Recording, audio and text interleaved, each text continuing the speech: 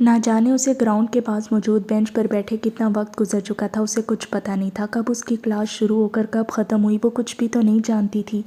دماغ تو مفلوج ہو چکا تھا، اکاؤنٹ سے پیسے کہاں گئے اور اب وہ فیس کیسے بھرتی؟ پہلے ہی اس رقم میں سے آدھی ادھار تھی اور اب اوپر سے یہ اسکیم۔ دماغ پھٹ رہا تھا، شدت ضبط سے آنکھیں سرخ ہو گئی تھیں۔ ہائے بیوٹیفل لیڈی، کیا ہوا؟ تبھی ریان اس کے پاس آ کر بینچ پر کچھ فاصلے سے بیٹھا۔ ایمن نے خالی خالی نگاہوں سے اسے دیکھا۔ آج تو غائب دماغی میں اسے ریان کو گھورنا یا وہاں سے اٹھنا بھی یاد نہیں رہا تھا۔ ہمیشہ سے ایسے ہی تو ہوتا آیا تھا۔ اس کی ریزرو نیچر کے باعث کوئی لڑکا اس کے ساتھ فرینک ہونے کی کوشش نہ کرتا، جبکہ یہ ریان وہ واحد تھا جو ایمن کے بری طرح جھڑکنے کے باوجود بھی مستقل مزاج ثابت ہوا تھا۔ ایمن کو دیکھتے ہی اس کی آنکھوں میں دیپ سے جل اٹھتے تھے، مگر وہ اتنا ہی وہ لڑکی اسے نظر انداز کرتی، اسے جھڑکنے کے باوجود بھی جب وہ مستقل مزاج رہا تو ایمن نے اسے نظر انداز کرنا ہی بہتر سمجھا۔ یار اب اتنا بھی برا نہیں ہوں ایمن، اگر کوئی پرابلم ہے تو شیئر کر کے دیکھ لو، شاید میں کسی کام آ ہی جاؤں۔ وہ اس کی ویران آنکھیں اور سفید پڑتی رنگت کو دیکھتا بیچارگی سے گویا ہوا۔ میرے ساتھ اسکیم، فیس 50,000۔ وہ تھوک نکلتی خود کو کمپوز کرتی بمشکل چند ٹوٹے پھوٹے الفاظ ہی ادا کر پائی۔ حواس اس قدر مختل تھے کہ اسے حواس بحال کرنا اس وقت دنیا کا سب سے مشکل ترین کام لگا۔ ریان کو اس کی باتوں کا کچھ مفہوم سمجھ آنے لگا تھا۔ اس کے ماتھے پر بل نمودار ہوئے۔ کیسے اسکیم ہوا؟ پیسے چوری ہوئے یونیورسٹی میں یا اکاؤنٹ ہیک ہو گیا؟ وہ اپنے ہاتھوں کی جانب دیکھتی آہستگی سے گویا ہوئی۔ آج آخری تاریخ ہے فیس سبمٹ کروانے کی، چلو اٹھو پہلے فیس تو جمع کرواتے ہیں، باقی سب کچھ بعد میں کریں گے۔ اس نے ایک جھٹکے سے اٹھتے ایمن کا ہاتھ تھام کر اسے بھی اٹھانا چاہا۔ ایمن نے حیرت سے اس کے ہاتھ میں تھاما اپنا ہاتھ دیکھا، پھر اسے۔ I am sorry. اس کی نظروں کے تعاقب میں دیکھتے ریان نے شرمندگی سے اس کا ہاتھ چھوڑا۔ میرے پاس فی الحال مزید پیسے نہیں ہیں، آہستہ آہستہ خود کو اب کمپوز کر رہی تھی۔ جانتا ہوں، فی الحال فیس میں جمع۔ وہ بھی بات کر ہی رہا تھا جبکہ وہ تیزی سے اس کی بات کاٹ گئی۔ تم کس خوشی میں میری فیس جمع کرواؤ گے؟ میری مجبوری کا فائدہ اٹھا کر تم میرے ساتھ فری ہونے کی کوشش مت کرو۔ غصے سے ایمن کے گال تمتما اٹھے۔ جھنجھلاہٹ اس وقت حد سے سوا تھی۔ ایک تو اکاؤنٹ ہیک ہو گیا تھا، دوسرا کسی اجنبی سے مدد لینی پڑ رہی تھی۔ ریان کئی پل سنجیدگی سے اسے دیکھتا رہا۔ اوکے فائن، جذباتیت کو سائڈ پر رکھ کر بات کرتے ہیں۔ آج فیس کی آخری تاریخ ہے، تم مجھ سے ادھار لے لو، جب تمہارے پاس ہو تو لوٹا دینا۔ وہ گہرا سانس بھر کر ہاتھ پینٹ کی جیبوں میں اڑستا گویا ہوا۔ اور ٹرسٹ می، اس کے بدلے میں تم سے فری ہونے کی یا فلرٹ کرنے کی کوشش بالکل نہیں کروں گا۔ اس نے سادگی سے کندھے اچکائے۔ اتنا مت سوچو یار۔ وہ اسے ہنوز کشمکش میں گھرا دیکھ کر بیچارگی سے بولا تو ناچار وہ اٹھ پڑی۔ کیا؟ لیکن یہ ہوا کب؟ کلاس کے بعد نتاشا اور شیراز اسے ڈھونڈتے ہوئے اس تک پہنچے تو وہ ریان کے ساتھ فیس جمع کروا کر واپس آ رہی تھی۔ اس کی زبانی سارا معاملہ سن کر نتاشا صدمے کے زیر اثر چلا اٹھی۔ لیکن ایمن، جب تم نے کسی کو کوئی کوڈ دیا ہی نہیں تو تمہارا اکاؤنٹ ہیک کیسے ہو گیا؟ بنا انفارمیشن لیے تو اکاؤنٹ ہیک نہیں ہو سکتا۔ شیراز پریشانی سے سوچتا گویا ہوا۔ پتہ نہیں، مجھے تو کچھ سمجھ ہی نہیں آ رہی، پتہ نہیں کیا مصیبت ہے۔ وہ چاروں چلتے ہوئے کینٹین میں آگے تھے۔ شیراز، اس کا کوئی حل نہیں ہے کیا؟ مطلب ہم کسی طرح سے رقم ریکور نہیں کر سکتے کیا؟ آخر رقم اتنی چھوٹی بھی نہیں۔ نتاشا ایمن کے ساتھ ہی کرسی گھسیٹ کر بیٹھتی آج سے شیراز کو دیکھ کر گویا ہوئی، جو ایمن کے موبائل پر آئے میسیجز کو دیکھ رہا تھا۔ اس کا حل تو یہی ہے کہ سائبر کرائم والوں کو اس کی رپورٹ کروائی جائے، تاکہ مستقبل میں اگر کوئی ہیکر پکڑا جائے تو پیسے ریکور ہونے کی کوئی سبیل نکل آئے۔ اس نے موبائل کی اسکرین سے سر اٹھاتے موبائل واپس ایمن کی جانب بڑھایا، جو گمسم سے ان کی باتیں سنتی میز کی سطح کو گھور رہی تھی۔ آج تک ویسے ایسا کبھی ہوا نہیں شیراز کے اسکیم ہوئی رقم واپس مل جائے۔ ان اسکیمرز کے دماغ اتنے کوئی اعلیٰ پائے کے ہوتے ہیں اور ان کا ہوم ورک اتنا مکمل ہوتا ہے کہ یہ پکڑے نہیں جاتے۔ ریان، جو تب سے ان کے پاس کھڑا موبائل پر کچھ ٹائپ کر رہا تھا، اس نے موبائل بند کر کے جیکٹ کی جیب میں رکھا اور ان کی طرف متوجہ ہوتا گویا ہوا۔ میرے خیال سے تو یہ رپورٹس وغیرہ کروانا یا ان کے ہیڈ کوارٹر چکر لگانا محض وقت کا ضیاع ہے، اس سے کچھ حاصل وصول نہیں۔ خیر، یہ میرا اپنا پوائنٹ آف ویو ہے، اگر ایمن کا دل مانے تو وہ رپورٹ ضرور کروائے۔ میں اب چلتا ہوں۔ اس نے بات مکمل کر کے لاپرواہی سے شانے اچکائے اور وہاں سے باہر نکل گیا۔ نتاشا نے غصے سے اس کی پشت کو گھورا۔ ہاں، آیا بڑا اسکیمر کے دماغ بہت اعلیٰ پائے کے ہیں۔ اس نے ریان کی نقل اتاری۔ ہے تو انسان ہی نا، کہیں نہ کہیں تو غلطی کر کے پکڑے جائیں گے ہی نا، اور میری تو بد دعا ہے کہ غریبوں کا خون چوسنے والے اتنا برا پھنسے کہ نانی دادی سب یاد آ جائے۔ نتاشا نے غصے اور تعصب سے سر چٹکا، ان جیسوں کو تو بددعائیں بھی نہیں لگتی تاشو، نہ جانے وہ لوگ ایک دن میں کتنوں کی بددعائیں سمیٹتے ہوں گے، مگر وہ پھر بھی اپنے کام میں مستقل مزاجی سے لگے ہیں۔ ایمن نے غائب دماغی سے میز کی سطح پر لکیریں کھینچی۔ اور میرے خیال سے ریان ٹھیک کہہ کر گیا ہے، کوئی فائدہ نہیں ہوگا کہیں پر بھی کوئی رپورٹ کروانے کا، محض وقت کا ضیاع ہے، اور اتنی مصروفیت میں میرے پاس بس وہی نہیں ہے۔ وہ بھرائی آواز میں کھوئی کھوئی سی کہتی اٹھ کر چلی گئی، جبکہ نتاشا نے تعصب سے اسے جاتے دیکھا۔ خدا غارت کرے ایسے لوگوں کو ایمن، اس نے ہاتھ کی انگلی سے نم آنکھ کا کونا صاف کیا۔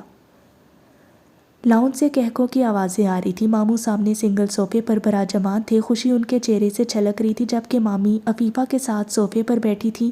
ان کے سامنے مٹھائی کا ڈبہ کھلا پڑا تھا، جبکہ عفیفہ کی تو آج چھب بھی نرالی تھی۔ وہ پستہ کلر کے خوبصورت سے سوٹ میں ہلکے پھلکے میک اپ اور جیولری میں بہت خوبصورت دکھائی دے رہی تھی۔ دفتن آئزل آندھی طوفان کی مانند اپنے کمرے کا دروازہ کھولتی باہر بھاگتی چلی آئی۔ آپ کو بہت بہت مبارک ہو بچوں، بہت بہت مبارک۔ میں کہتی تھی نا آپ کے لیے واقعی ایک شہزادہ آئے گا کہ لوگ دیکھتے رہ جائیں گے۔ آئزل وہیں صوفے پر عفیفہ کے ساتھ دھپ سے بیٹھتی اس کے گلے میں اپنی بازو حائل کرتی چہکی، کیا مامی یار ایسے کیا دیکھ رہی ہیں، چلے گئے ہیں وہ لوگ، ان کی گاڑی کے جانے کے بعد ہی باہر نکلی ہوں۔ وہ مامی کو دیکھ کر منہ بسور کر کہتی، صوفے سے نیچے کارپیٹ پر بیٹھی اور سامنے میز پر کھلے مٹھائی کے ڈبے پر جھکی، اور ہاں، یاد آنے پر مامی کی جانب پلٹی، اب آپ یہ مت کہنا کہ نظر نہ لگا دینا میری بیٹی کو، تو آپ کی اطلاع کے لیے عرض کر دوں کہ بچوں کو میں نے ہی تیار کیا ہے، اور اس کے بعد آیت الکرسی اور ساری دعائیں پڑھ کر آپ ہی پر پھونک بھی ماری تھی تاکہ کسی کی نظر نہ لگے۔ اس کے باوجود کہتے ہیں کہ ماں کی نظر لگ ہی جاتی ہے، اب اگر بچوں کو نظر لگی نہ تو آپ کی ہی لگے گی، تو اس بات کو میرے سر مت ڈالنا۔ وہ روٹھی روٹھی سی مامی کی جانب چہرہ کرتی اپنا دل ہلکا کر رہی تھی۔ صبح سے وہ کمرے سے باہر تک نہیں آئی تھی، بس مہمانوں کے آنے سے پہلے اس نے زبردستی عفیفہ کو اپنے سامنے بٹھا کر اس کے نانا کرنے کے باوجود ہلکا پھلکا سا میک اپ کیا تھا، اور پھر کئی صورتیں پڑھ کر اس پر پھونکی تھی۔ اب مجھے یوں مت دیکھنا مامی جان، میری بہن کا رشتہ طے ہوا ہے تو میں مٹھائی کھا رہی ہوں، بچوں آپ نے کھا لی نا؟ نہیں تو مامی نے پھر بولنا ہے کہ کرم جلی میری بیٹی کا حق کھا گئی۔ اس نے سر چٹکتے مٹھائی کا پیس منہ کی طرف لے جاتے یاد آنے پر عفیفہ کی جانب دیکھتے پوچھا، جو اسے بھڑاس نکالتا دیکھ کر نم آنکھوں سے مسکرا دی تھی۔ اس کی باتیں سن کر ماموں سر جھکا گئے، بیوی کے رویے سے وہ بھی آگاہ تھے، جبکہ اس کے شکوے سن کر مامی نے بھی نم آنکھوں سے اسے دیکھا، جو سفید فراک میں ہم رنگ آنچل، شانوں پر پھیلائے بالوں کی اونچی پونی بنائے خود بھی ایک نوخیز کلی ہی معلوم ہو رہی تھی۔ اللہ تمہاری بھی قسمت بہت اچھی کرے بیٹا، مامی نے فرتے جذبات سے اس کا چہرہ ہاتھوں کے پیالے میں بھرتے اس کے ماتھے پر لب رکھی اور فوراً سے وہاں سے اٹھ کر چلی گئی، جبکہ آئزل صدمے کے زیر اثر پوری آنکھیں کھولے انہیں جاتا دیکھ رہی تھی۔ بجو یہ انہونی کیسے ہوگی، کہ میں کوئی خواب تو نہیں دیکھ رہی، بجو کہ مجھے اس کرم نوازی پر ہارٹ اٹیک ہی نہ آ جائے۔ وہ سینے پر ہاتھ رکھ کے خوشگوار حیرت سے بول رہی تھی، جبکہ عفیفہ کے ساتھ ساتھ ماموں بھی مسکرا دیے۔ دل کی بری نہیں ہے تمہاری مامی بیٹا، بس حالات کے ہاتھوں چڑچڑی سی ہو جاتی ہیں، ماموں اس کے سر پر پیار دے کر کہتے اندر چلے گئے، جبکہ وہ ہنوز بے یقین سی تھی۔ سورج کی روشنی اس کھلے سے کچے صحن میں دور تک پھیلی ہوئی تھی۔ 2 دنوں کے جاڑے کے بعد آج دھوپ بھی کسی نعمت سے کم نہیں لگ رہی تھی۔ برآمدے میں بوا اپنی مخصوص چارپائی پر ایک ٹانگ موڑے ایک ٹانگ چارپائی سے نیچے لٹکائے بیٹھی لڑکیوں کو کام کرتا دیکھ رہی تھی۔ آئزل کا آج یہاں تیسرا دن تھا، پہلی رات ہی یہاں کی سردی برداشت نہ کر پاتے اگلی صبح وہ بخار میں پھنک رہی تھی، لیکن اس کے باوجود وہاں کاموں سے جان خلاصی نہیں تھی۔ بوا کام کے معاملے میں خاصی سخت واقع ہوئی تھی، اسے ہر حال میں اپنا کام مکمل چاہیے تھا۔ ان کے پاس کئی ایک جانور تھے جس کا دودھ وہ پوری بستی میں بیچتی تھیں، اور اس کام کے لیے انہوں نے بستی کی ہی لڑکیاں تنخواہ پر رکھی ہوئی تھیں، لیکن ان کے ہاں کام اتنا ہوتا تھا کہ کوئی بھی لڑکی زیادہ دیر تک رکتی نہیں تھی، اسی لیے انہیں آئے دن لڑکیوں کی ضرورت رہتی، اور کئی بار تو لڑکیوں کی کمی کی وجہ سے وہاں موجود لڑکیوں کا کام کی کئی گنا بڑھ جاتا۔ سبھی لڑکیاں صبح وہاں آ جاتی اور مغرب کے بعد وہاں سے چلی جاتی۔ وہاں محض آئزل ہی تھی جو اتنی بڑی حویلی میں بوا کے ساتھ رات میں رکتی۔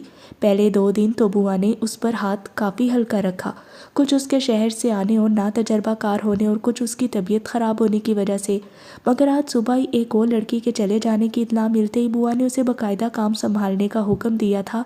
اس لیے اب وہ آستینے کونیوں تک چڑھائے، ایک ہاتھ میں پانی کی بالٹی تھامے اور دوسرے میں جھاڑو، اس کچے صحن کے ایک کونے میں کھڑی تھی۔ بوا کی ایکس رے کرتی نگاہیں اسی پر گھری تھیں۔ صرف میری اچھی صورت دیکھ کر آپ نے کیسے فیصلہ کر لیا تھا مامی کہ میری قسمت بہت اچھی ہوگی؟ قسمتیں اچھی صورت کی ہی محتاج ہوتی تو آج میں یہاں ہوتی۔ بے نام و نشان اس کے دل سے ایک ہونک نکلی۔ وہ سرد سے ہاتھ کی مدد سے صحن میں پانی کا چھڑکاؤ کرنے لگی۔ کچھ حصے پر پانی کا چھڑکاؤ کرنے کے بعد اس نے جھاڑو سنبھالی۔ ابھی آدھے سے بھی کم صحن صاف ہوا تھا کہ اس کی ہمت جواب دینے لگی۔ اتنا بڑا صحن جھاڑو دیتے وقت گویا 4 گنا زیادہ بڑا ہو گیا تھا۔ اس کی آنکھوں میں دھند چھانے لگی۔ زندگی میں پہلی مرتبہ وہ ایسے تجربے سے گزر رہی تھی، ورنہ وہ تو مامی کی سخت طبیعت کے باعث وہاں بھی من مانی کر جاتی، مگر یہاں تو حساب ہی اور تھا۔ جلدی ہاتھ چلا لڑکی، شام تک صرف صحن ہی صاف نہیں کرنا۔ اسے اپنے پیچھے سے ایک کرخت آواز سنائی دی، گویا اس کی ہر حرکت بوا کی نگاہوں میں ہو۔ مصیبت۔ وہ منہ ہی منہ میں بڑبڑائی، دل چاہت سب یہیں پھینک کر تھوک کر کہے مجھ سے نہیں ہوتا یہ سب۔ وہ پڑھائی کی دل دادا لڑکی ویسے ہی بہت کام چور تھی، لیکن کیا وہ ایسا کچھ کہہ سکتی تھی؟ اس شخص نے تو اس کے ہاتھ پاؤں ہی اس انداز میں باندھے تھے کہ وہ خود کو چھڑوانے کی خاطر ہاتھ پاؤں بھی نہیں مار سکتی تھی۔ کہا بھی تھا اس نے کہ وہ 4 لاکھ لوٹا دے گی اس ظالم کو، مگر اس کی تو اونچی ناک نیچے ہو جانی تھی جو مان جاتا۔ لیکن اچھا ہی ہوا کہ نہیں مانا، مان بھی جاتا تو وہ کہاں سے دیتی اسے 4 لاکھ؟ 4 لاکھ تو کیا، اس کے پاس تو ایک پھوٹی کوڑی بھی نہیں تھی۔ تمہیں میرا اللہ پوچھے گا دائم خان، دیکھنا تم۔ اس نے بے دلی سے سر جھٹکتے آنکھوں کو مسلا اور مزید تیزی سے جھاڑو دینے لگی۔ یونیورسٹی کے بعد آفس میں بھی وہ خاصا غائب دماغ رہی تھی۔ گھر پہنچتے پہنچتے آج وہ وقت سے کچھ لیٹ گئی۔ ذہن منتشر تھا اور سوچے لامحدود۔ گھر آ کر بنا کچھ کھائے ہی وہ سر تک لحاف اوڑھ کر لیٹ گئی۔ ماں نے آوازیں بھی دی کہ پہلے کھانا کھا لو، مگر وہ ڈھیٹ بنی خود کو سوتا ظاہر کرتی لیٹی رہی۔ سارا دن وہ جو خود کو مضبوط ظاہر کر رہی تھی، بستر پر لیٹتے ہی دل بھر آیا تھا۔ ٹینشن سے کندھوں میں کھچاؤ پڑنے لگا۔ 50,000 کا نقصان کہاں سے پورا کرتی وہ بھلا؟ زندگی کی گاڑی تو پہلے ہی کھینچ تان کر چل رہی تھی، جس میں ابا کی پینشن کے ساتھ ساتھ وہ اور حماد پارٹ ٹائم جاب کرتے تو امی کی بیماری کے ساتھ کام بمشکل چل جاتا۔ کجا کے ساتھ میں اتنی بڑی رقم، اس کے پاس تو کوئی سیونگ یا سیونگ کے نام پر کوئی زیور بھی نہیں تھا جسے بیچ کر کچھ حد تک کام چل جاتا۔ سوچ سوچ کر دماغ پھٹ رہا تھا۔ وہ یہ بات کسی صورت ماں یا بھائی سے شیئر کرنے کا بھی خود میں حوصلہ نہیں رکھتی تھی۔ کیسے اس کے چھوٹے بھائی نے پائی پائی جمع کر کے اس کی فیس اکٹھی کی تھی۔ منتشر سوچوں کے سنگ ایک اندھیری کوٹری میں یہاں سے وہاں کسی روزن کی تلاش میں سر پٹکتے پٹکتے وہ نیند کی وادیوں میں اترنے لگی، مگر کوئی راستہ تو کیا، کوئی چھوٹا سا روزن بھی اسے دکھائی نہیں دیا تھا۔ جب ذہن منتشر اور سوچے لامحدود ہوں تو نیند بھی پرسکون نہیں آتی۔ اس کی نیند بھی خاصی بے چین تھی۔ ساری رات کروٹیں بدل بدل کر وہ صبح فجر کی پہلی اذان کے ساتھ ہی اٹھ بیٹھی تھی۔ سر آنکھوں پر بھاری بھاری سا بوجھ محسوس ہو رہا تھا۔ اس نے اٹھ کر وضو کیا اور فجر کی نماز ادا کرنے کے بعد موبائل اٹھا کر بیٹھ گئی۔ اسے اس نقصان کو کور کرنے کے لیے کوئی اور پارٹ ٹائم جاب بھی تلاش کرنی تھی۔ اس وقت اسے صرف ایک ہی حل دکھائی دے رہا تھا، لیکن وقت مینج کیسے کرتی؟ اسے تو پہلے یونیورسٹی کے بعد پارٹ ٹائم جاب کی شفٹ لگا کر گھر آتے آتے رات ہو جاتی تھی۔ بستر پر آلتی پالتی مار کر ٹانگوں پر لحاف لیے دونوں ہاتھوں میں موبائل تھامے وہ اس کی سکرین پر جھکی بیٹھی تھی۔ سکرین سے نکلتی روشنی براہ راست اسے متفکر چہرے پر پڑ رہی تھی۔ وہ مسلسل جابز کی ویب سائٹ نکال کر کھنگال رہی تھی۔ 1-2 دن پرانے اخبار نیٹ سے نکال کر اپنے آس پاس کے علاقے میں موجود نوکری کی ویکینسی چیک کر رہی تھی۔ کئی ایک نوکریاں اس کی نظر کے سامنے سے گزر رہی تھیں، لیکن کسی کی بھی ٹائمنگ اس کی فری ٹائمنگ سے میل نہ کھا رہی تھی۔ وہ مایوسی کے عالم میں مسلسل سکرول ڈاؤن کرتی چیک کر رہی تھی۔ دفتراً ایک مطلوبہ ویکینسی نظر آنے پر اس کی آنکھیں چمکی۔ اوہ تھینک گاڈ! وہ فوراً ہی سجدہ شکر بجا لی۔ ہاں، وہ یہاں نوکری کر سکتی تھی، تنخواہ بھی ٹھیک ٹھاک تھی تو یقیناً اس کا کام چل جاتا۔ امی کے ناشتے کے لیے بلانے پر وہ گہری سانس خارج کرتی بستر سے نکلی۔ موبائل پر سر کھپاتے کافی وقت گزر گیا تھا۔ کچھ سر سے بوجھ ہلکا ہوا تو طبیعت بھی کچھ بہتر لگنے لگی۔ وہ مسکراتی بھی شال اوڑھ کر باہر برآمدے میں آئی، جہاں امی چھوٹی سی لکڑی کی میز پر ناشتہ لگا رہی تھی، جبکہ حماد پہلے سے ہی تیار کالج یونیفارم میں ملبوس بیٹھا ناشتہ کر رہا تھا۔ وہ اپنی کرسی گھسیٹ کر بیٹھی تو ماں نے بھاپ اڑاتا چائے کا مگ اس کے سامنے رکھا۔ حماد، ہمارے گھر کے پاس روڈ پر جو اکیڈمی انسٹی ٹیوٹ ہے نا، وہاں انگلش ٹیچر کی ایک ویکینسی خالی ہے۔ رات 6 سے 8 کی کلاس ہے، تو میں سوچ رہی تھی جاب سے آنے کے بعد وہاں جاب کر لوں۔ اس نے چنگیز سے پراٹھا اٹھاتے اپنی ڈش میں رکھا اور نوالا توڑتی سرسری انداز میں گویا ہوئی۔ تمہیں تو پہلے گھر آتے آتے مغرب ہو جاتی ہے ایما، مزید یہ جاب، اور سردیوں میں تو 7 بجے ہی عشاء ہو جاتی ہے۔ ایسے میں 8 ساڑھے 8 بجے تمہارا اکیلے گھر آنا بالکل بھی سیف نہیں، اوپر سے باہر کے حالات بھی ٹھیک نہیں۔ ہم چند پیسوں کے لالچ میں کوئی ناقابل تلافی نقصان کروانے کے متحمل نہیں، اس لیے تم رہنے دو۔ چائے پینے کی غرض سے ہاتھ میں تھاما مگ وہ واپس میز پر رکھتا سنجیدگی سے اسے دیکھ کر گویا ہوا۔ وہ اپنی ہر بات سے بخوبی باور کروا رہا تھا کہ وہ عمر میں چاہے اس سے چھوٹا ہو مگر حالات اسے وقت سے پہلے بہت بڑا کر چکے ہیں۔ اب اتنا دیر بھی نہیں مچا حماد، وہ پست سے لہجے میں گویا حماد کی باتوں سے اس کی ساری بھوک مر گئی ہو۔ ایک ہی تو صورت نکلی تھی اپنے نقصان کی بھرپائی کرنے کی۔ اتنا ہی اندھیر مچا ہے ماں، موقع کی تلاش میں بھیڑیے جگہ جگہ تاک لگائے بیٹھے ہیں کہ ادھر کسی سے ذرا سی لغزش ہو اور ادھر وہ اسے نوچ کھائیں۔ ایسے میں ہر انسان اپنی حفاظت کا خود ذمہ دار ہے، پھر چاہے وہ جانی ہو، مالی ہو یا سوال عزت کا ہو۔ پھر ایسے حالات میں کوئی رسک بھی کیوں لینا پھر، جب ہم سفید پوش لوگوں کے پاس سوائے عزت کے کچھ ہے بھی نہیں۔ وہ اپنا ناشتہ مکمل کر چکا تھا، اب کھڑے ہوتے صحن میں بنے واش بیسن کے پاس جاتا ہاتھ دھو رہا تھا۔ ایمن اسے ہاتھ دھوتے دیکھتی رہی، منہ میں ڈالا نوالا حلق میں پھنسنے لگا تھا۔ کیا اس سے بھی زیادہ کوئی اس وقت جان سکتا تھا کہ بھیڑیے کس طرح تاک میں محض کسی کی ایک ہلکی سی لغزش کے منتظر بیٹھے ہیں؟ اس کے ساتھ تو ابھی کل ہی حادثہ سرزد ہوا تھا تو زخم تازہ تھے، لیکن وہ ابھی تک اپنی لغزش ہی تو ڈھونڈنے کی کوششیں کر رہی تھی کہ آخر اس سے غلطی ہوئی کہاں تھی، کیسے اس کی انفارمیشن لیک ہوئی اور کیسے اس کا اکاؤنٹ ہیک ہو گیا۔ لیکن اب وہ اس واقعے کو سوچنا بھی نہیں چاہتی تھی۔ جب وہ اس کا کوئی حل نکال ہی نہیں سکتی تھی، رقم کسی صورت واپس آ ہی نہیں سکتی تھی، تو پھر اس واقعے کو سوچنے کا فائدہ؟ جتنا وہ اس واقعے کو سوچتی تھی اتنا ہی خود کو ہارا ہوا اور شکست خوردہ تصور کرتی۔ اس نے گرم گرم چائے کا گھونٹ بھرتے حلق میں اٹکے آنسوؤں کے گولے کو بھی ساتھ ہی نیچے اتارا۔ ہائے بچو، کتنے پیارے جوڑے ہیں نا، آپ کے سسرال والوں نے دیکھیں کتنا سارا سامان بھیجا ہے۔ سارے بیڈ پر عفیفہ کے سسرال سے آئے کپڑے، جوتے اور جیولری پھیلی پڑی تھی، اور آئزل سفید اور سیاہ امتزاج کی سادہ سی قمیض شلوار میں ملبوس آئینے کے سامنے کھڑی تھی۔ ہلکے نم بال بشت پر بکھرے پڑے تھے، گویا وہ تھوڑی دیر پہلے ہی نہا کر نکلی ہو۔ وہ سنہرے رنگ کی نازک سی ہینڈل میں اپنے دودیا پاؤں مکید کیے میرون ہلکا کامدار آنچل ایک شانے پر پھیلائے مسکراتے ہوئے اپنا جائزہ لے رہی تھی۔ بچو کیسی لگ رہی ہوں؟ دفتن وہ مسکراتی ہوئی پلٹی۔ ساری چیزوں کو دیکھنے کے بعد انہیں احتیاط سے پیک کرتی عفیفہ نے نظر اٹھا کر اسے دیکھا۔ ماشاءاللہ، بے ساختہ اس کے منہ سے نکلا۔ وہ تھی ہی اتنی پیاری کہ عام سے گھریلو کپڑوں لاپرواہ انداز میں ہی ہر کسی کو اپنی جانب متوجہ کر سکتی تھی۔ ذرا سی سر درد کے بعد تو قیامت ڈھا دیتی۔ اسے دیکھتے آئینے میں نظر آتے اپنے عکس پر نگاہ پڑی تو عفیفہ اداسی سے مسکرا کر سر جھٹک گئی۔ اس کی گڑیا تھی ہی اتنی پیاری کہ شاید ہی کوئی اس کی ٹکر کا ہوتا۔ وہ اب بیڈ کے قریب آتی اس کی جیولری اٹھا کر باری باری پہن رہی تھی۔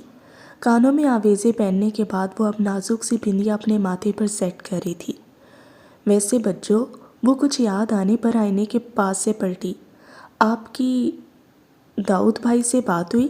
اس کے اشتیاق سے پوچھنے پر عفیفہ نے اسے آنکھیں دکھائیں۔ اب ایسے کیا دیکھ رہی ہیں مجھے بچو؟ ویسے بھیا ہے تو بڑے پیارے، میں نے ان کی فوٹو دیکھی ہے جو آپ نے الماری میں چھپا کر رکھی ہے، اور میں نے آپ کو رات میں ٹیکسٹ پر بات کرتے بھی دیکھا ہے، آپ مجھ سے شیئر کر سکتی ہیں۔ وہ عفیفہ کی آنکھیں دکھانے پر کھی کھی کرتی رازدارانہ انداز میں انکشافات کرنے لگی، جبکہ اس کی باتوں پر عفیفہ کا منہ حیرت کی زیادتی سے کھلے کا کھلا رہ گیا۔ گڑیا، اس نے دانت پیستے رکھ کر کشن اسے دے مارا۔ اپنی عمر سے بڑی باتیں کرنے لگی ہو، باز آ جاؤ، اپنی پڑھائی پر توجہ دو، 2 مہینے بعد تمہارے میٹرک کے پیپر ہیں۔ وہ آئزل کی باتوں پر ہنوز شوق میں تھی جبکہ آئزل مسلسل کھلکھلا رہی تھی۔ ویسے بچو، آپ کی شادی پر دودھ پلائی کی رسم تو میں ہی کروں گی اور پورے 20,000 لوں گی، بتا دینا آپ داؤد بھائی کو، وہ اٹھلا کر کہتی واپس آئینے کی جانب پلٹی جبکہ یکدم دروازہ کھلنے کی آواز پر اس کی زبان کو بریک لگی تھی۔ اے لڑکی، غضب خدا کا کیا کر رہی ہو یہ تمہیں نہیں پتہ یہ سب شگن کی چیزیں ہیں؟ کتنے ارمان سے عفیفہ کے سسرال والے لے کر آئے ہیں، اس نے ابھی تک ایک مرتبہ بھی نہیں پہن کر دیکھی، اور تم کس بغیرتی سے انہیں پہن رہی ہو؟ اسے یوں سر دھک کر آئینے کے سامنے کھڑے دیکھ کر مامی کا دماغ لمحوں میں گھوما تھا جبکہ چہکتی ہوئی آئزل بھی سہم چکی تھی۔ وہ ایک ہی جست میں اس کی طرف بڑھی اور نوچتے ہوئے اس پر سے کامدار آنچل اتار کر بیڈ پر پھینکنے کے بعد اس کے ماتھے کی بندیا کھینچ کر اتاری اور بے دردی سے اس کے آویزے اتارنے لگی۔ سی आइज़ल मामी का जरहाना रूप देखती लब भेजते मामी के लगने वाले नाखून और ज्वेलरी की खराशों की तकलीफ को बर्दाश्त कर रही थी, जबकि अफीफा की जान पर बनी हुई थी। कभी दाएं तो कभी बाएं तरफ से माँ के आगे आगे होती, वो माँ को रोक रही थी।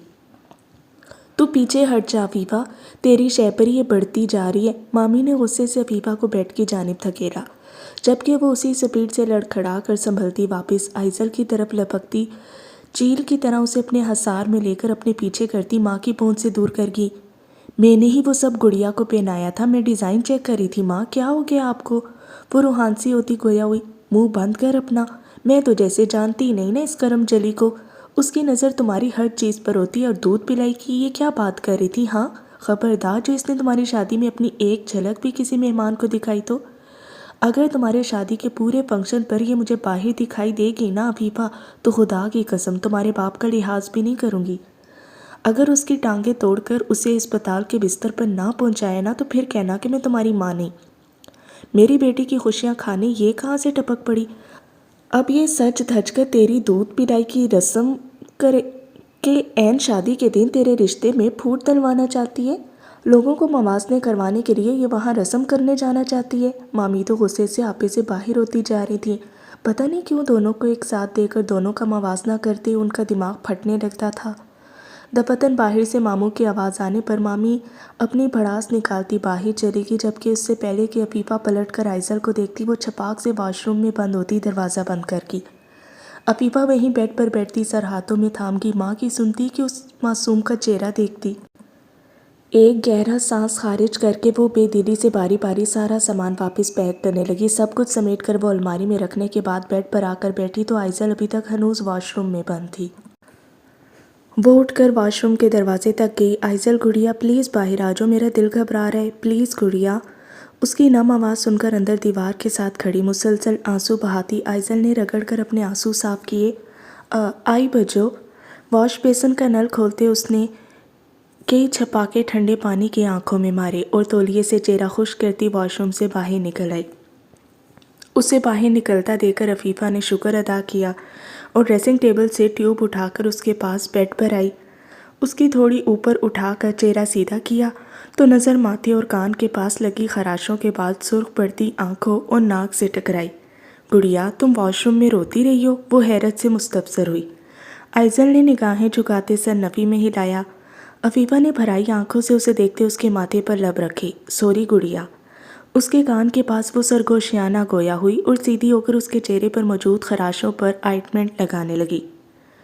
नहीं बच्चों, गलती मेरी ही है, मुझे यूँ आपकी चीज़ें इस्तेमाल नहीं करनी चाहिए थी।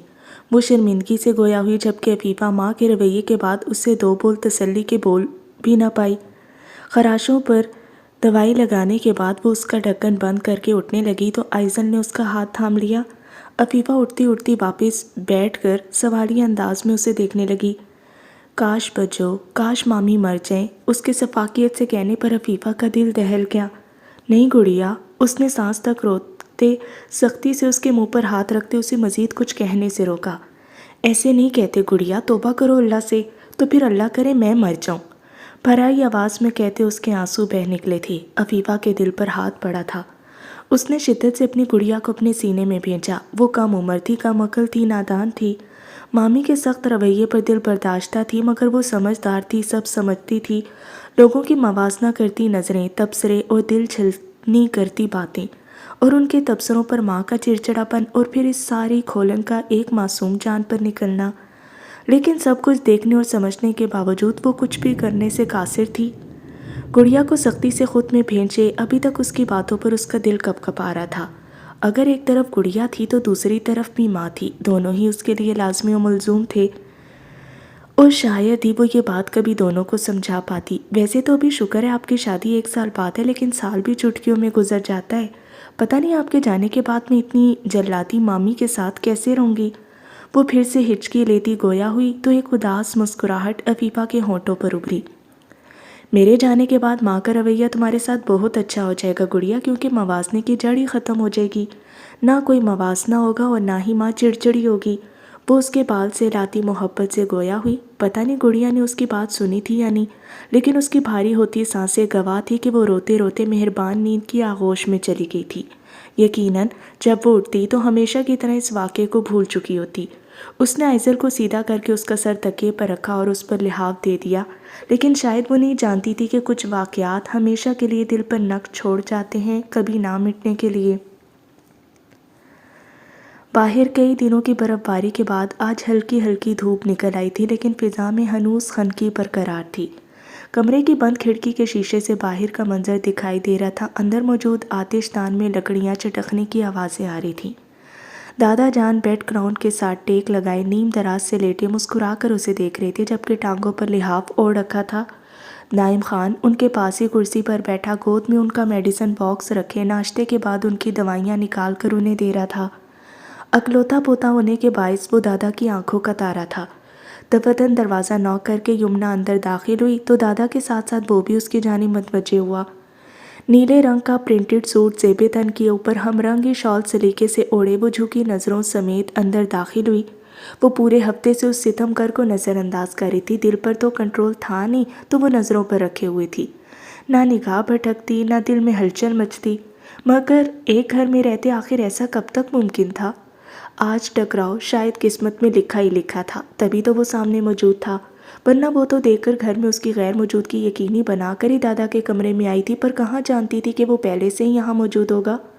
السلام علیکم، اس نے دھیمی آواز میں سلام کیا تو دادا جان نے محبت سے جواب دیتے اپنے پاس ہی اس کے بیٹھنے کی جگہ بنائی۔ کیسی ہو یمنا بیٹی، اب طبیعت کیسی ہے آپ کی؟ آپ نے تو ڈرا ہی دیا تھا ہمیں، پورے ہفتے سے آپ تو بستر کی ہی ہو کر رہ گئی ہو۔ کالام کے موسم میں تو آپ شروع سے ہی پلی بڑھی ہیں، لیکن اس بار اتنی سردی لگی کہ پورا ہفتہ ہی بخار سر چڑھا رہا۔ وہ مسکرا کر اس کے سر پر پیار دینے کے بعد اس کا مرجھایا چہرہ دیکھتے ہلکے پھلکے انداز میں گویا ہوئے۔ یمنا اداسی سے مسکرا دی۔ اب کیسے بتاتی کہ بخار موسم کی شدت کا نہیں بلکہ محبت میں ناکامی کا تھا، جو سر سے اترنے کا نام ہی نہیں لے رہا تھا۔ اب بہتر ہوں دادا جان، وہ اپنی قمیض کے ڈیزائن پر انگلی پھیرتی آہستگی سے گویا ہوئی۔ مجھے آپ سے ایک ضروری بات کرنی تھی دادا جان۔ دائم نے انہیں گولیاں نکال کر دیتے پانی کا گلاس تھمایا تو وہ گولیاں پھانکتے گویا ہوئے۔ دادا جان، میں آگے پڑھنا چاہتی ہوں۔ اپنی بات مکمل کر کے جیسے وہ ہمت مجتمع کرنے کی خاطر رکی، جیسے دادا جان کا اپنی بات پر رد عمل جاننا چاہتی ہو۔ دوسری طرف اس کی بات سن کر جیسے سناٹا چھا گیا تھا، دادا کا شفیق لہجہ یکدم ہی گویا بدل گیا تھا۔ جتنا ہم آپ کو پڑھا چکے ہیں یمنا، اس کے لیے ہم پہلے ہی اپنی خاندانی روایات کے بہت خلاف جا چکے ہیں۔ ہمارے ہاں لڑکیوں کو پڑھنے باہر نہیں بھیجا جاتا، لیکن پھر بھی آپ کے شوق کا احساس کرتے ہم نے آپ کو پڑھنے کے لیے شہر کے کالج بھیجا، لیکن اب آپ یونیورسٹی جائیں گی، یہ بات آپ بھول جائیں۔ ہمارے خاندان کی لڑکیاں لڑکوں کے ساتھ نہیں پڑھتی۔ تمہاری چچی تمہارے لیے رشتہ ڈھونڈ رہی ہیں، ہم جلد از جلد تمہیں تمہارے گھر کا کر کے تمہارے فرض سبکدوش ہونا چاہتے ہیں۔ وہ بنا مروت کے اپنے ازلی فیصلہ کن انداز میں گویا ہوئے، جو ان کی ذات کا خاصہ تھا۔ پوتے پوتیوں سے پیار محبت سب اپنی جگہ، مگر وہ اپنی روایات اور فیصلوں کے معاملے میں کٹر تھے۔ یمنا نے بھرائی نگاہوں سے انہیں دیکھا۔ دادا جان، وہ کپ کپاتے لہجے میں کہتی نگاہیں جھکا گئی، خواہشیں، فرمائشیں اور ضدیں بھی تو حق۔ اور وہ رکی اور گہرا سانس بھر کر خود کو کمپوز کیا۔ مان سے وہیں کیے جاتے ہیں نا جہاں باپ سر پر ہو۔ ایک آنسو اس کی آنکھوں سے ٹپکا، لب کا کونے دباتے اس نے سسکی روکی۔ جہاں آواز بھرا گئی، باپ نہ ہو وہاں صرف ذمہ داریاں ہی نبھائی جاتی ہیں۔ وہ ہچکی لیتی منہ پر ہاتھ رکھ کے وہاں سے اٹھ کر بھاگتی ہوئی کمرے سے باہر نکلی۔ نہ جانے کون سی حسرتیں، ٹوٹے خواب کی کرچیاں وہ نہ چاہتے بھی وہاں اپنے لفظوں اور لہجے کی حسرتوں کی صورت بکھیر گئی تھی، جبکہ پیچھے دادا اور دائم حق تک سے اسے دیکھتے رہ گئے۔ یہ بھلا وہ کیا کہہ گئی تھی؟ دیکھا دائم خان کیا کہہ کر گئی ہے ہمیں؟ ہماری بے لوث محبت کا یہ صلہ دیا اس نے ہمیں کہ ہمیں باپ نہ ہونے کا تانا دے گی۔ اب اس لڑکی کے لیے ہم اپنی روایتیں بدلنے سے تو رہے۔ وہ تھکے تھکے انداز میں بیڈ گراؤنڈ سے ٹیک لگا گئی۔ اپنی ماں سے کہو کہ جلد از جلد اس کا رشتہ ڈھونڈے، میں جلد از جلد اس کے فرض سبکدوش ہونا چاہتا ہوں۔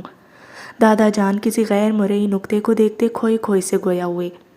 باہر ہلکی ہلکی نکلی دھوپ پھر سے کہیں گم ہو گئی تھی، جبکہ یکدم ہی پھر سے برف باری شروع ہو گئی۔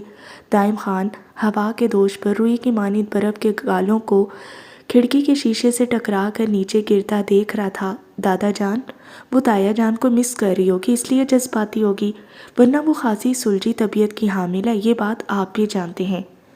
اور میرے خیال سے اس کا مطالبہ کوئی اتنا بھی بے جانی، وہ آگے پڑھنا چاہتی ہے اور یہ اس کا حق ہے۔ شادی کچھ وقت بعد بھی ہو سکتی ہے۔ دادا جان نے چونک کر اس کی جانب دیکھا۔ دائم خان، اس بار تمہاری کوئی بات نہیں مانی جائے گی۔ پہلے ہی تمہاری حمایت پر ہم نے انہیں شہر کے کالج پڑھنے بھیجا اور اب… دادا جان اس کی باتوں کا مفہوم سمجھ کر گرجے جب وہ سرحد سے ان کی بات کاٹ گیا۔ دادا جان، اگر تب یقین کیا تھا نا مجھ پر تو اب بھی کر لیں۔ اگر ہمارے خاندان کی بچیوں نے ہمارا مان تب نہیں توڑا تھا تو یقین جانے وہ اب بھی نہیں توڑیں گی۔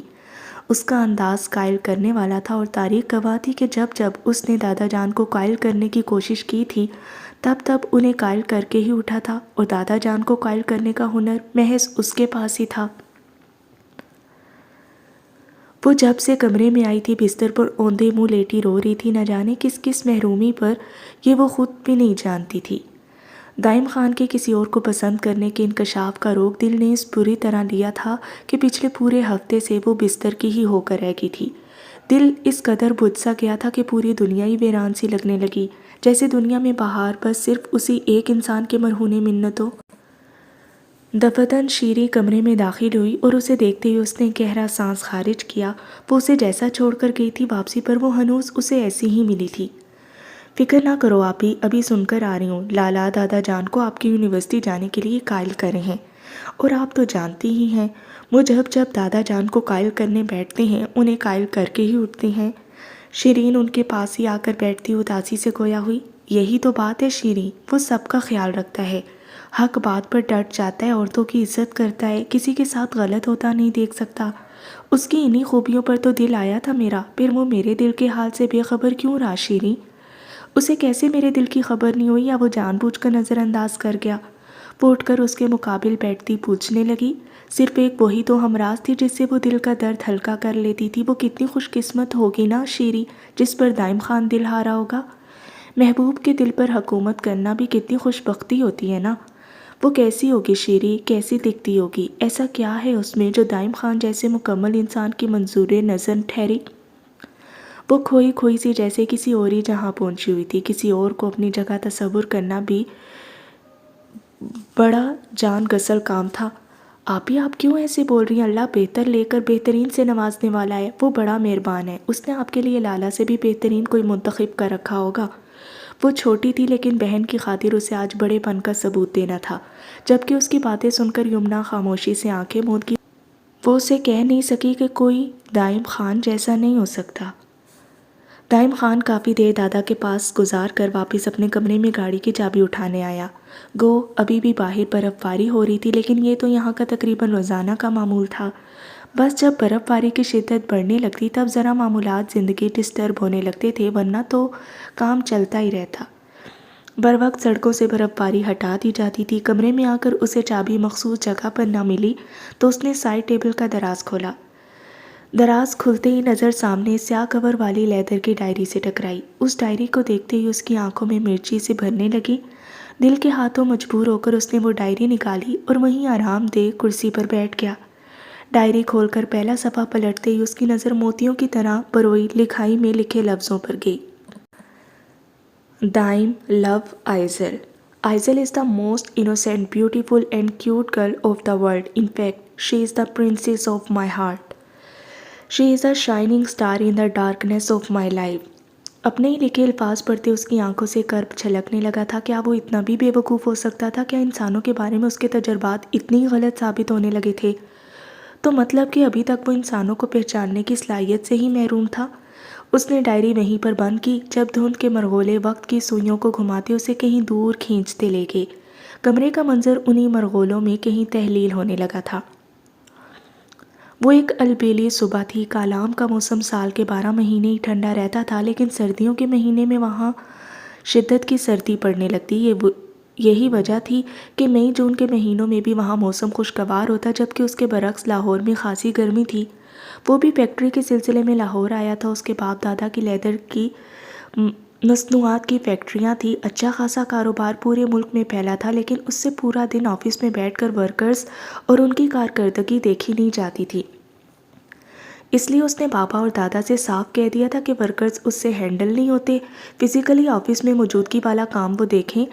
دائم خان آن لائن اسی کام کو آسمان کی بلندیوں پر پہنچا دے گا۔ وہ براہ راست اپنی مصنوعات پاکستان سے باہر بھی بیچنا چاہتا تھا، اس لیے وہ دن رات ہی ڈیجیٹلی کاموں میں سر کھپاتا تھا۔ وہ اس زمانے کا شخص تھا جس کی ٹیکنالوجی سے ویسی ہی بہت بنتی تھی۔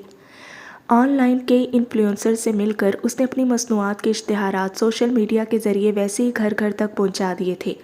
اب وہ ہول سیل ریٹ پر اپنی مصنوعات برانڈ آنرز کو دینے کے بجائے تھرڈ پارٹی کو درمیان سے نکالتے ڈسکاؤنٹ ریٹس پر باقاعدہ خود کسٹمرز تک ڈیلیور کروانا چاہتا تھا۔ سوشل میڈیا اور ہوم ڈیلیوری نے یہ کام بہت آسان کر دیا تھا۔ یہی وجہ تھی کہ آج وہ ایک بہت بڑے انفلوئنسر سے کولیبریٹ کرنے کی ڈیل فائنل کرنے لاہور آیا تھا۔ مطلوبہ ریسٹورنٹ کے سامنے گاڑی روکتے وہ آنکھوں پر گلاسز لگاتے باہر نکلا۔ نیلی جینز پر ہاف سلیو، جسم سے چپکی کاٹن کی شرٹ زیب تن کیے، بال جیل سے سیٹ کیے، دراز قامت تیکھے مغرورانہ نقوش پر سن گلاسز لگائے وہ شخص ہر آتے جاتے کو اپنی جانب متوجہ کرنے کے فن سے آگاہ تھا۔ پارکنگ سے ریسٹورنٹ میں اپنی مطلوبہ ٹیبل تک جاتے وہ کئی نگاہوں کے حصار میں تھا۔ ہر چیز سے آگاہ ہونے کے باوجود وہ بڑی خوبصورتی سے ہر چیز کو نظر انداز کرتا آیا تھا۔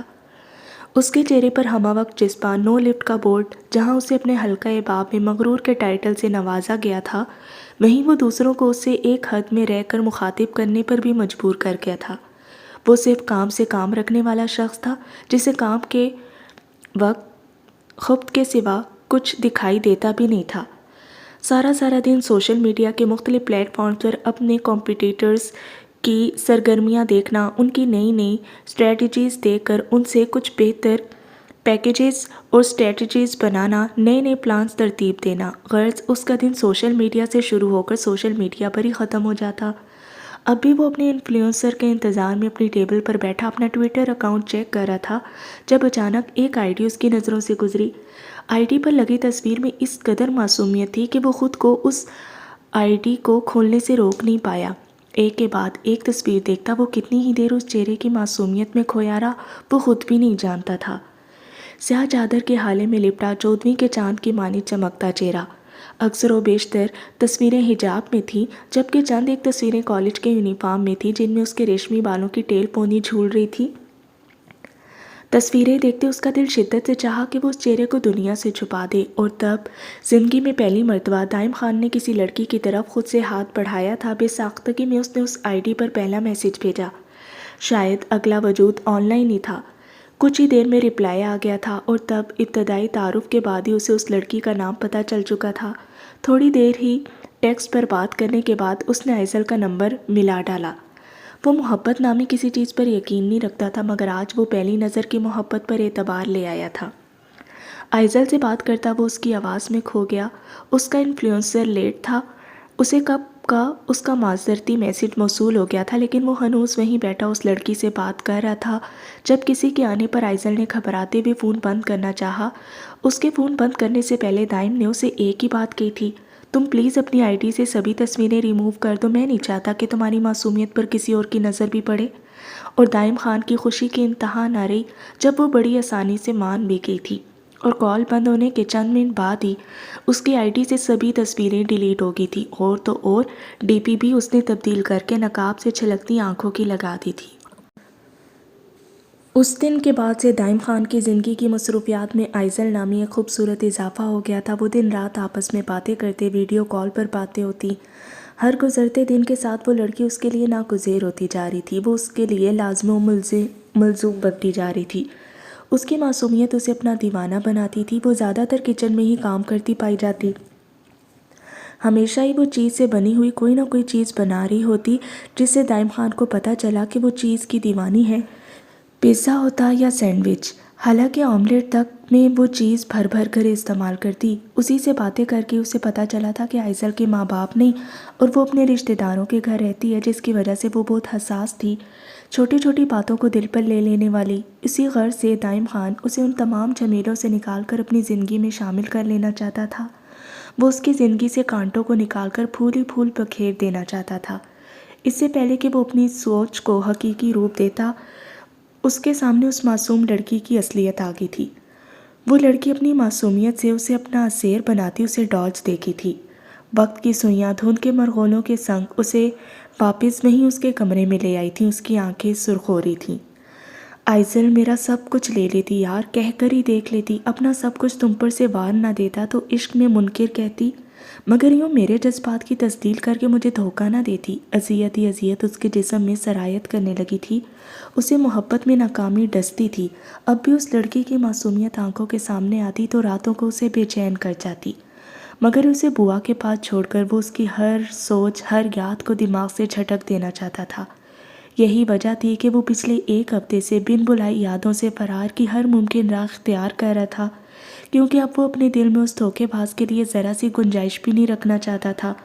وہ یادوں کی پٹاری کو دل کے ایک کونے میں دفن کرتا، اس پر اپنا اصلی خول چڑھائے، ڈائری واپس اسی دراز میں رکھ کر گاڑی کی چابی اٹھاتا کمرے سے نکل گیا۔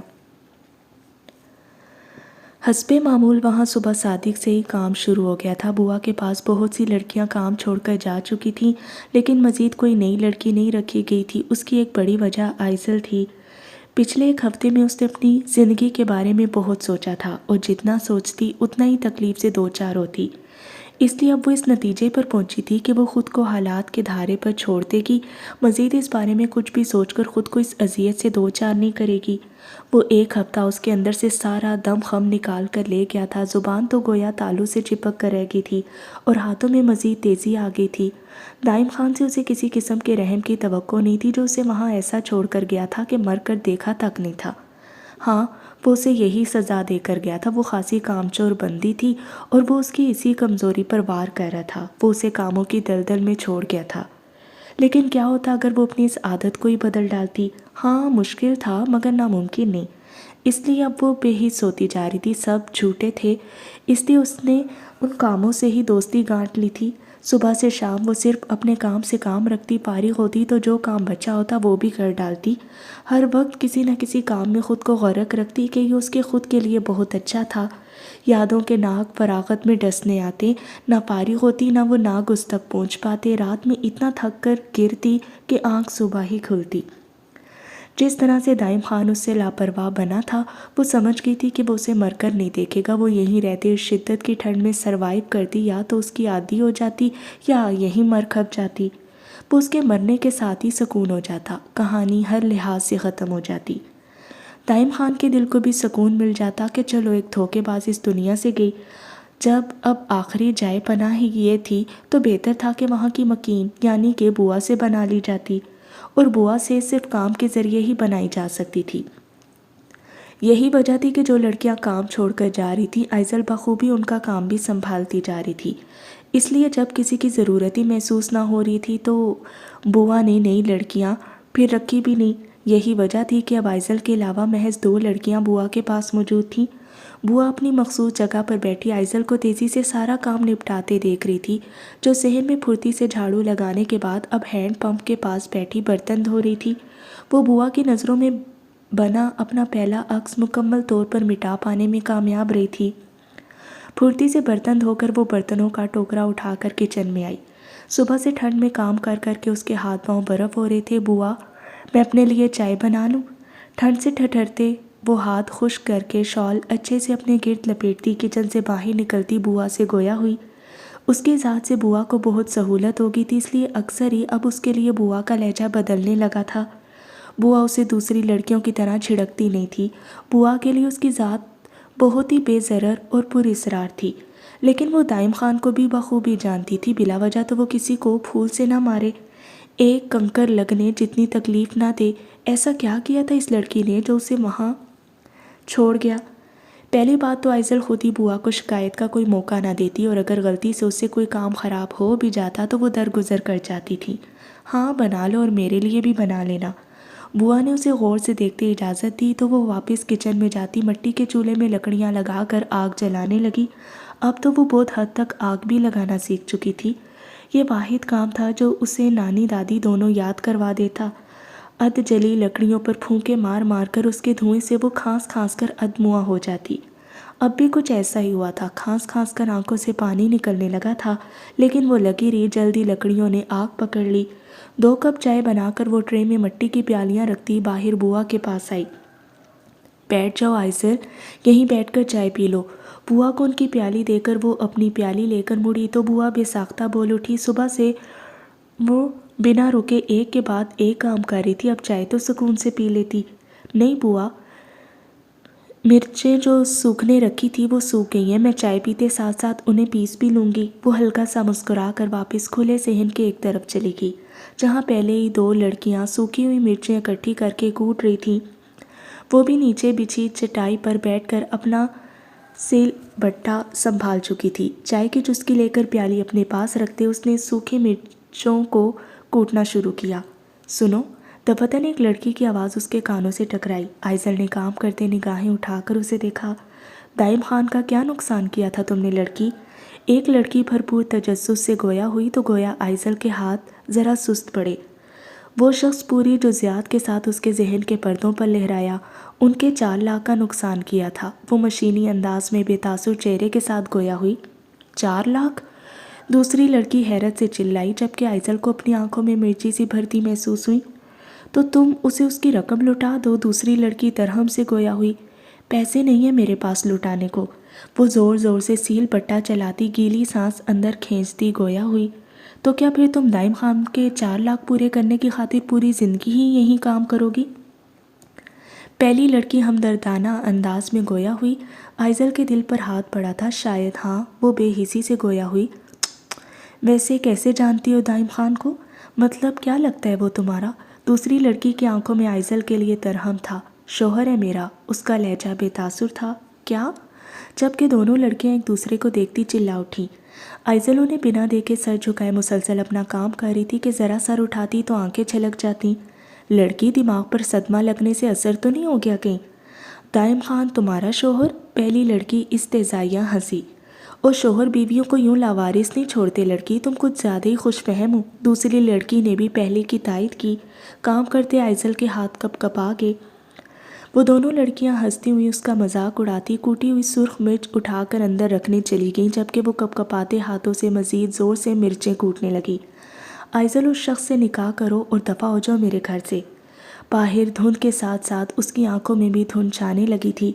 کیا آپ کو دائم خان ولد احمد خان سے بعوض 50,000 حق مہر یہ نکاح قبول ہے؟ وہ گہرے گہرے سانس بھرتے تیزی سے مرچیں کوٹنے لگیں۔ میں نے تم سے محبت کی تھی آئزل، دل کی گہرائیوں سے۔ تمہیں عزت دینی چاہیے پوری دنیا کے سامنے، مگر تم اس کے قابل نہیں تھی۔ مرچیں کوٹتے اس کے ہاتھ پر زوردار چوٹ لگی تھی کہ وہ بلبلا کر رہ گئی۔ سنو، ایمن ابھی ابھی کلاس لے کر نکلی تھی جب اس نے اپنے پاس سے ریان کو خاموشی سے گزرتے دیکھا تو بے ساختہ پکار اٹھی۔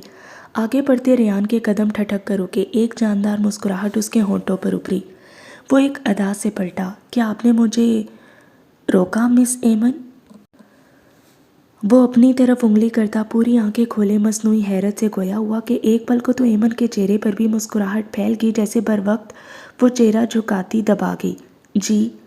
جی فرمائیے، بندہ ہمہ تن گوش ہے۔ وہ بالوں میں ہاتھ چلاتا شوق ہوا۔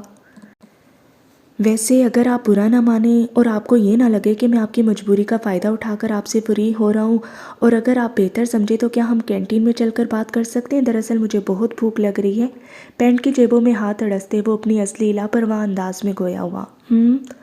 وہ ہاں میں سر ہلاتی اس کے ساتھ چلتی۔ ویسے تھینک گاڈ تم نے مجھے مخاطب کر لیا، ورنہ پچھلے 1 ہفتے سے میں نے اپنی فطرت کے برخلاف خود پر سنجیدگی کا اتنا لبادہ اوڑھا نہ کہ کہیں میری کسی حرکت پر یہ بندی پھر سے مجھے ٹونٹ نہ مار دے کہ میری مجبوری کا فائدہ اٹھا کر یہ فری ہونے کی کوششیں کر رہا ہے۔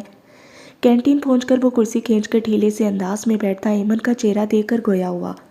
آج ایمن کو وہ شخص اتنا بھی برا نہیں لگا تھا۔ وہ واقعی پچھلے 1 ہفتے سے اپنی عادت کے برخلاف سنجیدگی سے اسے نظر انداز کر رہا تھا، ورنہ وہ شخص اسے ہمیشہ ہی اپنے آگے پیچھے اوٹ پٹانگ حرکتیں کرتا، اس کی توجہ حاصل کرتا ہی دکھائی دیتا۔ نہیں، ایسی بات نہیں ہے۔ دراصل مجھے تم سے ایک ضروری بات کرنی ہے۔ ہلکا سا مسکرا کر وہ اس کی بات کی نفی کرتی گویا ہوئی۔ اچھا، پھر 1 منٹ رکو، میں ذرا کاؤنٹر سے کچھ کھانے کو لے آؤں۔ وہ اپنی بات کہہ کر بنا اس کے جواب کا انتظار کیے وہاں سے اٹھتا کاؤنٹر کے پاس جا چکا تھا۔ اسے کاؤنٹر کے پاس کھڑے دیکھ کر ایمن نے اس کا تفصیلی جائزہ لیا۔ جینز پر سرخ ٹی شرٹ پر سلیو لیس جیکٹ پہنے، بال ماتھے پر بکھرائے، اس کے گلے میں آر حروف کا ایک پینڈنٹ تھا جو جیکٹ کی کھلی زپ سے گلے میں جھولتا دکھائی دے رہا تھا۔ وہ ایک خوش شکل، خوش اخلاق اور لاؤبالی سا شخص تھا، ہر کسی سے چھیڑ چھاڑ کرنے والا۔ ابھی بھی اپنا آرڈر لیتا، وہ آتے جاتے کئی اسٹوڈنٹ سے بات کرتا، انہیں چھیڑا تھا۔ ایمن بیٹھی اسے یکٹک دیکھ رہی تھی جب وہ ٹرے لیے واپس اسی میز پر آیا۔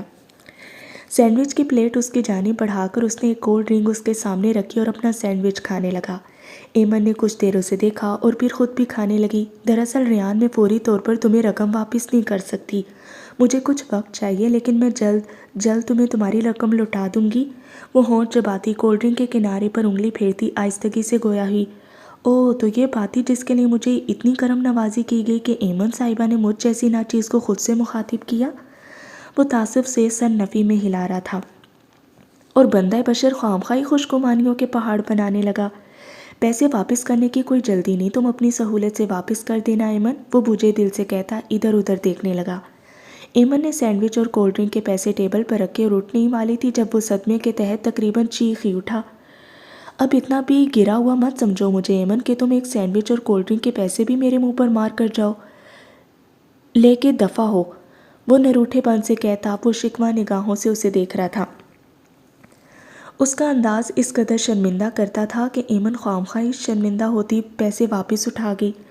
ویسے اب ایک بات میں بھی تم سے کر سکتا ہوں کیا؟ اسے اٹھنے کے پر تولتا دیکھ کر وہ باعجلت گویا ہوا۔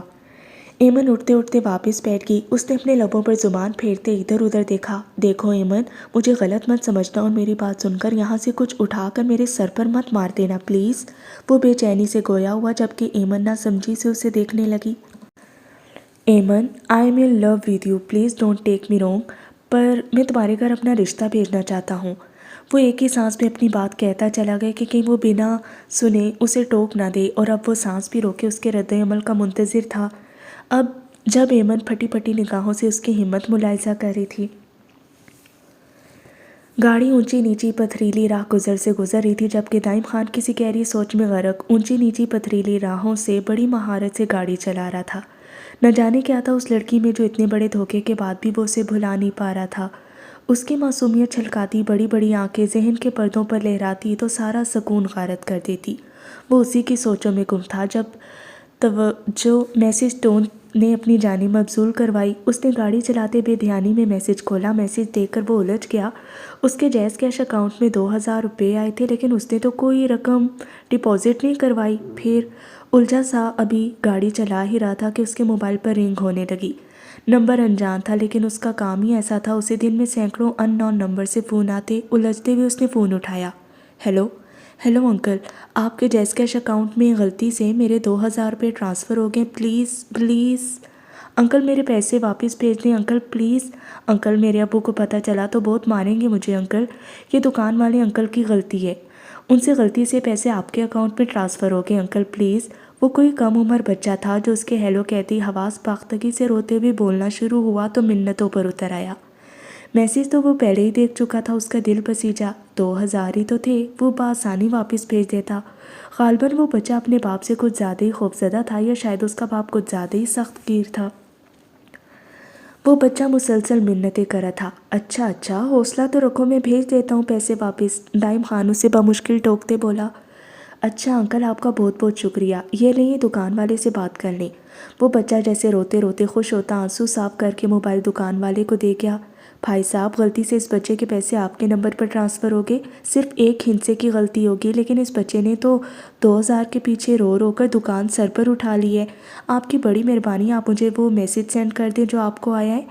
وہ دکان والا بڑی عاجزی سے گویا ہوا۔ ٹھیک ہے، دائم خان نے مسکرا کر سر جھٹکا اور اسی وقت وہ میسج واپس اسی نمبر پر سینڈ کر دیا۔ ایک گہرا سانس خارج کر کے اس نے توجہ سامنے سڑک پر مبذول کی جب کچھ ہی دیر میں اسے پھر سے ایک میسج موصول ہوا۔ اس نے گاڑی چلاتے میسج کھولا، لیکن میسج پڑھتے ہی وہ حیرت و صدمے سے یکدم ہی بیچ راستے میں گاڑی کو بریک لگاتا گاڑی روک گیا۔